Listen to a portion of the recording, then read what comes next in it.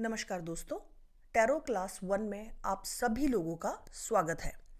दोस्तों, इससे पहले कि हम क्लास को शुरू करें, हमें ना कुछ इम्पॉर्टेंट बातें समझनी ज़रूरी है। आइए समझते हैं। दोस्तों, ये थ्योरी है कर्म की थ्योरी। ठीक है, हम सभी जानते हैं कि हमें जो ये जीवन मिला है, प्रेजेंट लाइफ, ये मल्टीपल लाइफ जीने के बाद हमें एक जीवन की प्राप्ति हुई है जो हमारा या हमारे क्लाइंट का करंट जीवन है। ठीक है, तो ये जो करंट लाइफ है हमारी या क्वेश्चन करता की, जो भी आपके पास आता है। ठीक है, तो इसे मैं यहाँ पे आपको दिखाती हूँ। ये उसकी प्रेजेंट लाइफ है। अब जो ये प्रेजेंट लाइफ है उसे मिली है, ये इसके संचित जो कर्मा है, संचित मतलब एक्यूमुलेटेड कर्मा, जो वो पता नहीं कितनी लाइफ से करता हुआ आया है, कितने जन्मों का कोरा चिट्ठा है संचित कर्मों में। ठीक है, उनमें से अब एक लाइफ उसे मिली है।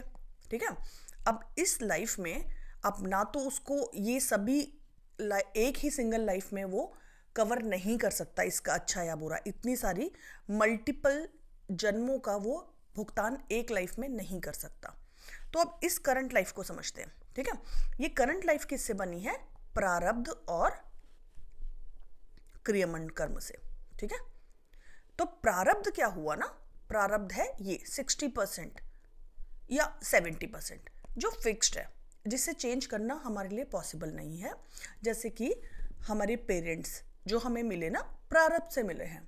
हम हमेशा शिकायत करते हैं, परंतु हमारे पेरेंट्स, बच्चे या हमारे हस्बैंड वाइफ हमें प्रारब्ध से मिले हैं। तो उनके साथ हम बिहेव कैसे कर सकते हैं ना, वो क्रियमंड है। ठीक है, तो क्रियमंड कर्मों का परसेंटेज हुआ 30 से 40%। ठीक है, तो अब हम जो एस्ट्रोलॉजर्स हैं ना, हम इसी 30 से 40% पार्ट को ही डिकोड करते हैं, क्लाइंट को बताते हैं, और इसी 30 से 40% में ना प्लस और माइनस होता है। तो सबसे पहले तो हमें ये समझना बहुत ज़रूरी है। देखिए, मैंने आपको बहुत शॉर्टकट में ये बात बताई है, क्योंकि हमारा मोटिव जो है वो पढ़ना है फिलहाल। ठीक है, लेकिन इस कॉन्सेप्ट को समझिएगा। अगर आपको अच्छा लगता है, आपको क्रियोसिटी है, तो आप यूट्यूब पे इसको डिटेल में भी देख सकते हैं, कर्म की थ्योरी है ना। लेकिन बस इतना समझिए कि एक लाइफ में ना मल्टीपल लाइफ का आपको ना तो अच्छा मिल रहा है ना बुरा मिल रहा है, लेकिन 60 से 70% आपको प्रारब्ध भोगना पड़ेगा। तो हम एस्ट्रोलॉजर्स के पास पोटेंशियल ही, एबिलिटी ही सिर्फ 30 से 40% ठीक करने की है। ठीक है, ठीक बोले तो करेक्ट करके आप उसको प्रिडिक्ट कर सकते हैं, मोटिवेट कर सकते हैं, रेमेडी दे सकते हैं, किसी भी प्रकार की हीलिंग कर सकते हैं। तो 30 से 40% का स्कोप है। ठीक है, और दोस्तों ये 30 से 40% भी ना कई बार इतना इम्पॉर्टेंट हो जाता है, जैसे कि आप बारिश में कोई भीग रहा है और उसको छाता पकड़ा दे, तो कई बार ये 30 से 40% ना एक व्यक्ति के लिए बहुत मायने रखता है उसके लाइफ में। तो हम सबका ये ज़रूर रोल होना चाहिए, एस्ट्रोलॉजी में ड्यूटी बनती है कि हम इस 30 से 40% को ना बहुत अच्छे से रीड करें। ऑलराइट, आगे बढ़ते हैं। सबसे पहले थोड़ा समझिएगा, ये पार्ट उन लोगों के लिए है जो ऑनलाइन पोर्टल पे इंटरव्यू देना चाहते हैं या काम करना चाहते हैं। वहाँ पे ये जनरली क्वेश्चन पूछा जाता है कि टैरो का सबसे ओल्ड डेक है ये। ठीक है, सबसे पुराना टैरो डेक है, ओरिजिनल है, और इस पर काफ़ी रिसर्च हो चुका है, तो हम इसी को पढ़ेंगे। अदरवाइज मार्केट में 3000 से ऊपर के डेक अवेलेबल हैं, जिसमें कि कार्ड की जो संख्या है वो कम कर दी गई है कंफर्ट की वजह से। लेकिन हमें ना किसी भी चीज़ को जब पढ़ना है, इन डिटेल पढ़ना है और ओरिजिनल को ही पढ़ना है। ऑलराइट, जैसे कि ये समझिए, जो डेक मैं आपको पढ़ा रही हूँ वो ओरिजिनल डेक है, जिसके फाउंडर हैं ए.ई. वेट। ठीक है, उन्होंने बनाया था ए.ई. वेट। ठीक है, और राइडर एंड वेट नाम का डेक हम पढ़ेंगे। तो डेक का क्या नाम है, कार्ड्स का क्या नाम है? Rider and deck, Rider and Waite. ठीक है, राइडर एंड वेट हमारे टैरो डेक का नाम है, और राइटर हमारे हैं मिस्टर ए.ई. वेट, जिन्होंने 1909 में इस डेक को बनाया था। ठीक है, और इसमें जो पिक्चर आप ड्राइंग देखेंगे ना कार्ड्स में, ठीक है, वो ड्रॉ किया था पामेला कोलमन स्मिथ ने, ठीक है, पामेला कोलमन स्मिथ ने, ठीक है। आगे चलते हैं दोस्तों। टैरो स्टार्ट करने से पहले ना हमें इसके बारे में थोड़ा जानकारी लेना ज़रूरी है। सबसे पहले तो इम्पोर्टेंस ऑफ टैरो, टैरो का महत्व क्या है। तो इसका महत्व सबसे पहले तो ये है, ये टाइम सेवियर है, ठीक है। जहाँ एस्ट्रोलॉजी की पुख्ता ब्रांचेस है, मैं तो ये बोलूँगी कि एस्ट्रोलॉजी में भी आप अच्छे से प्रेडिक्ट कर सकते हैं, और वहाँ ना थोड़ा टाइम लगेगा। क्यों? कई बार आपको बर्थ टाइम एक्यूरेट नहीं मिलता। अब भी बर्थ टाइम एक्यूरेट मिले तो कई बार ये होता है कि आपको डिविजनल चार्ट देखने होते हैं। अगर मुझे मैरिज देखनी है तो उसका साथ में D9 भी देखना होगा। तो अब यहाँ पे ऐसा नहीं है। तो सबसे पहले तो ये टाइम सेवियर है, ठीक है, तो इसका इम्पोर्टेंस वहीं आ जाता है। दूसरी सबसे इम्पोर्टेंट चीज़ जो मैंने नोटिस की वो ये है कि जिन्होंने मल्टीपल ब्रांचेस सीखी ना, तब भी कहीं कहीं पे आके वो अटक जाते हैं। तो उन्हें सीखना पड़ता है प्रश्न कुंडली और टैरो, ऑलराइट। तो इसीलिए जो लोग जल्दी कम टाइम में प्रेडिक्शन करना चाहते हैं वो इसे प्रैक्टिस करके जल्दी से एस्ट्रोलॉजी का ये पार्ट या अकल्ट के इस ब्रांच को सीख सकते हैं, ठीक है। Next, is tarot really work? तो हाँ, बिल्कुल। जैसे कि मैनिफेस्टेशन सबके लिए काम नहीं करता और बहुतों के लिए काम भी करता है, सिमिलर टैरो के साथ भी यही है, ठीक है। और ये ना देखिए, एनर्जी है, एनर्जी जो है एनर्जी का सब्जेक्ट है, ये टैरो एक एनर्जी का सब्जेक्ट है। इसलिए ये आपके अंदर आपकी सोल कितनी प्योर है, ये सब उसके ऊपर डिपेंड करता है, ऑलराइट।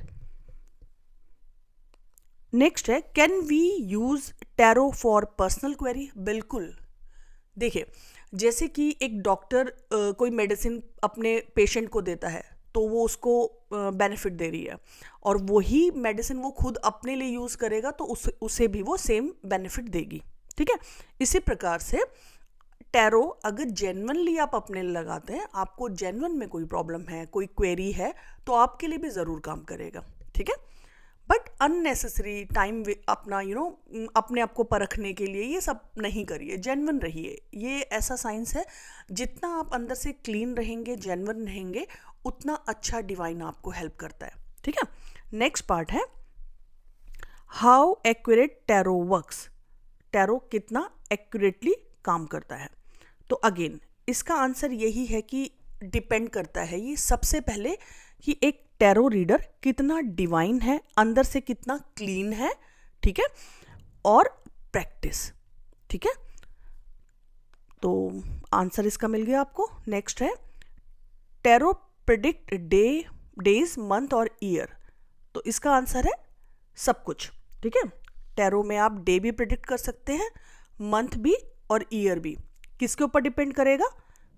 सामने क्लाइंट ने क्या क्वेश्चन किया है, कितने टाइम पीरियड के लिए पूछ रहा है, ऑलराइट। नेक्स्ट है, is grounding and charging are important? जी बिल्कुल।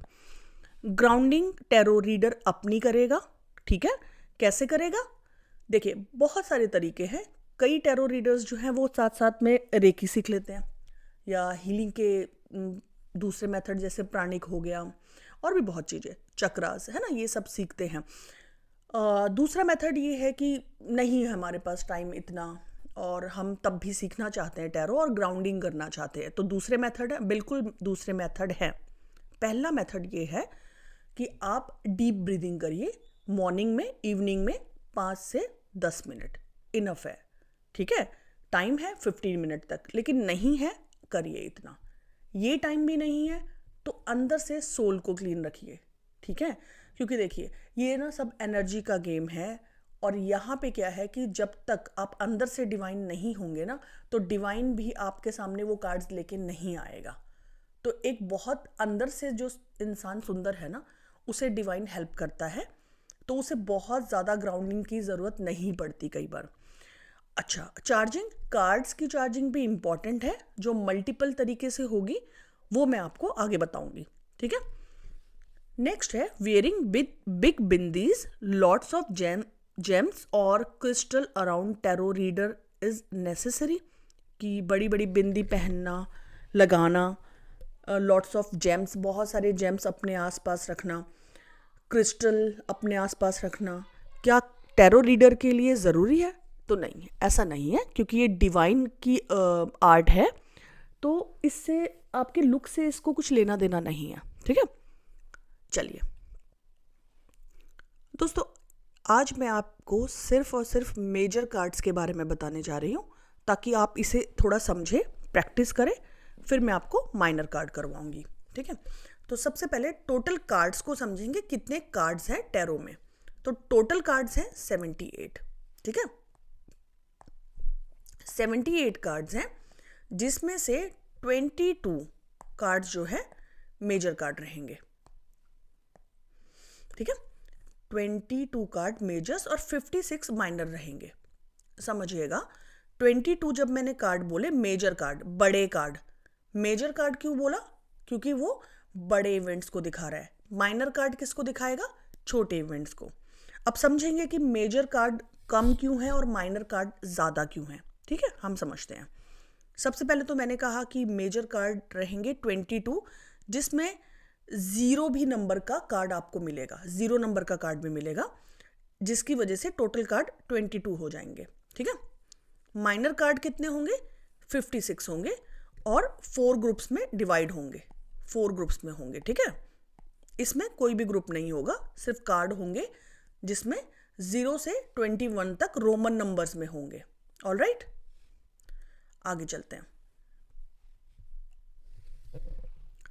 हाउ वी रिमेंबर और डिफ्रेंशिएट कार्ड्स, ठीक है। मैं आज यहाँ पे मेजर कार्ड्स की बात हो रही है, तो मेजर कार्ड अभी मैंने आपको बताया 22 हैं। और major cards reveal big events, बड़े बड़े इवेंट्स को बताएगा, जैसे मैरिज हो गया, child birth, divorce, big financial gain और losses, purchase of land, houses etcetera, ठीक है। घर परचेज कर रहे हैं तो रोज़ तो नहीं कर रहे हैं ना आप, या डेली किसी का डिवोर्स नहीं हो रहा, डेली किसी की शादी नहीं हो रही, तो मेजर कार्ड कम रखने का मतलब ही ये है कि मेजर कार्ड की वैल्यू बहुत ज़्यादा बड़ी है, बहुत ज़्यादा है, ठीक है। मेजर कार्ड की वैल्यू बहुत ज़्यादा है। क्यों? क्योंकि इनका जो इम्पैक्ट है ना आपकी लाइफ पे बहुत ज़्यादा पड़ता है, बहुत गहरा पड़ता है, ठीक है। लेकिन ये होते संख्या में कम है, नंबर ऑफ इवेंट कम होंगे। ऑलराइट, अब नेक्स्ट चलिए। In major cards we can see Roman number on top of the card and name on the bottom of the card. क्या बोल रहा है वो? कि मेजर कार्ड में पहचानेंगे कैसे आप, कैसे पहचानेंगे आप कि ये मेजर कार्ड है, ठीक है। इसकी पहचान बहुत सिंपल है, जो आपको आज ही सीखनी है। सामने कार्ड रखिएगा अगर आपके पास है, नहीं है तो कुछ कार्ड्स मैंने 0 से 22 के बीच में कुछ कार्ड सामने डिस्प्ले में रखे हैं ताकि आप समझ पाए, ठीक है। देखिए, जैसे मैंने बोला कि मेजर कार्ड जो 22 कार्ड्स हैं उनको आप कैसे पहचानेंगे? ऊपर आपको नंबर दिया होगा, कार्ड का नंबर दिया होगा, ठीक है। और नीचे क्या दिया होगा आपको? उस कार्ड का नाम बताया होगा। ऑलराइट, तो अब कार्ड नंबर 0 देखिए, 0 ऊपर मेंशन है। कंडीशन क्या थी? कि ऊपर तो आपको कार्ड का नंबर दे दिया और नीचे कार्ड का नाम दे दिया, नीचे कार्ड का नाम है, ठीक है। तो इससे मुझे पता चल गया ये मेजर कार्ड है। तो सीधी सी बात है, जब मैं आपको आइडेंटिफिकेशन के लिए ये पहचान बता रही हूं तो मुझे पता लग गया कि 0 से 22 कार्ड्स जो हैं, 0 से लेकर 21 नंबर तक कार्ड जो 22 होते हैं, काउंट करेंगे तो उनके अंदर पहचान क्या है? ऊपर नंबर और नीचे नाम, ऊपर नंबर नीचे नाम, ठीक है। ये बाकी कार्ड्स में नहीं होगा, तभी ये पहचान है, ठीक है। बड़े कार्ड्स की, मेजर कार्ड्स की पहचान यही है कि ऊपर नंबर होगा रोमन में और नीचे नाम होगा उस कार्ड का, ठीक है। देखिए, सब कार्ड्स में सेम चीजें हैं। ऑलराइट, तो मुझे लगता है कि यहां तक तो आपको बिल्कुल क्लियर है। नीचे भी आप कुछ कार्ड्स देख सकते हैं, जैसे कार्ड नंबर 5 है तो रोमन 5 मेंशन है ऊपर और नीचे उसका नाम दिया हुआ है कार्ड का, है ना, सभी कार्ड्स में सेम चीज़ है। तो नंबर 6 में भी सेम चीज़, ऊपर रोमन नंबर है, नीचे कार्ड का नाम लिखा है। नंबर 7 रोमन नंबर, नीचे नाम। नंबर 8 नाम। नंबर 9 नाम। ठीक है, तो इसी प्रकार से आपको क्या करना है, सभी 22 कार्ड्स को देखना है, 0 से 21 नंबर तक जो कार्ड रहेंगे 22। आज का होमवर्क ये है, आप उनको घर जाके अपना देखिए, खोलिए कार्ड्स और चेक करिए और इन ना 22 कार्ड्स को अलग कर लीजिए। ठीक है, तो कल हम बात करेंगे माइनर कार्ड्स की, जो थोड़े से कॉम्प्लिकेटेड है बट ज़्यादा नहीं। और ये जो 2 से 3 क्लासेस रहेगी ना, यही इम्पॉर्टेंट क्लासेस है।